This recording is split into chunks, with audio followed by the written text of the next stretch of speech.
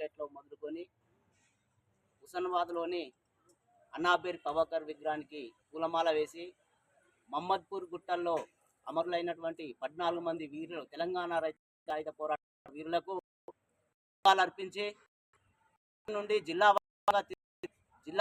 తెలంగాణ రైతాంగ పోరాటంలో అమరులకు నివాళులర్పించి 20వ తారీఖు శుక్రవారం రోజున మా రాష్ట్ర కార్యవర్గ సభ్యులు గౌరవనీయులు భద్రాచలం ఎమ్మెల్యే కూనంనేని సాంబశివరావు గారు గజ్వేల్లోని తెలంగాణ రైతాంగ సాయుధ పోరాట 70వ వార్షికోత్సవ సభ ముగింపు 20వ తారీఖు నాడు జరుగుతుంది కాబట్టి అనంతరం హరిత హోటల్ నుంచి గాంధీ చౌరస్తా హరిత హోటల్ నుండి బైక్ ర్యాలీగా బయలుదేరి అంబేద్కర్ చౌరస్తా వద్దకు వచ్చి అంబేద్కర్ గారికి పూలమాల వేసి ఇందిరా పార్క్ చౌరస్తా వద్ద భారత కమ్యూనిస్టు పార్టీ జెండా ఆవిష్కరించి కోలా అభిరామ్ గార్డెన్లో 76వ రైతాంగ సాయుధ పోరాట ముగింపు సభ జరుగుతుంది కాబట్టి ఇదే పిలుపుగా భావించి కార్మికులు, ప్రజా సంఘాల నాయకులు,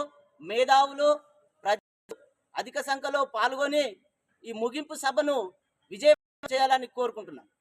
హైదరాబాద్ సంస్థానాన్ని భారతదేశంలో విలీనం చేసే క్రమంలో మరి భారత కమ్యూనిస్టు పార్టీగా ఆనాడు 1946 సెప్టెంబర్ 1వ తారీఖున తెలంగాణ రైతాంగ సాయుధ పోరాటానికి భారత కమ్యూనిస్టు పార్టీ మేరకు తెలంగాణ ముఖ్యంగా హైదరాబాద్ స్థానంలో ఉన్నటువంటి అనేక గ్రామాలలో గ్రామ సంఘాలు ఏర్పడి ఆనాడు ఉన్నటువంటి నిజాంకు వ్యతిరేకంగా ముఖ్యంగా నిజాం దైనా కింద ఉన్నటువంటి భూస్వాములు, దొరలు, జాగీర్దారులు, జమీందారులకు వ్యతిరేకంగా భారత కమ్యూనిస్టు పార్టీ నిజామ పోరాటం చేసి 4,000 మందిని పూర్వగొట్టుకున్నటువంటి పరిస్థితి భారత కమ్యూనిస్టు పార్టీది.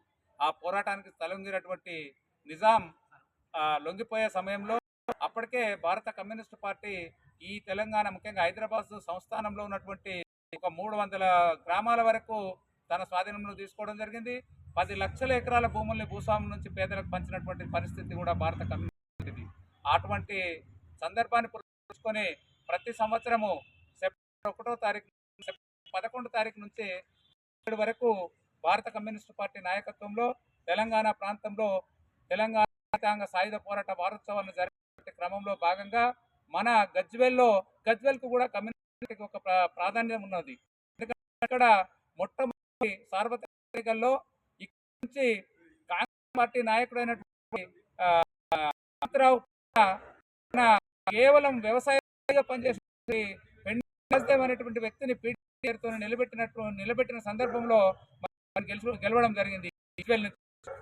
ఈ గజ్వేల్లో భారత కమ్యూనిస్టు పార్టీకి ఒక ప్రత్యేకమైన స్థానం ఉంది, మనం గుర్తు చేసుకోవాల్సిన.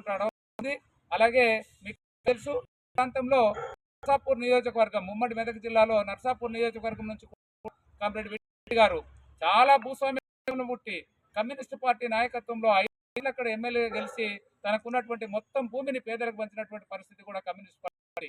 అదే క్రమంలో ఈ వారోత్సవాలను పంచుకొని గౌరవనీయులు కొత్తగూడెం మరియు అలాగే కమ్యూనిస్టు పార్టీ రాష్ట్ర కార్యదర్శి గారు ఈ నెల 20న సమావేశం పెట్టడానికి నిర్ణయం చేసుకుని దానికి అన్ని రాజకీయ పార్టీలు బీజేపీ పార్టీ అన్నిటిని కూడా ప్రజా సంఘాలని పార్టీలన్నింటినీ కూడా ఈ సమావేశానికి ఆహ్వానిస్తా ఉన్నాం.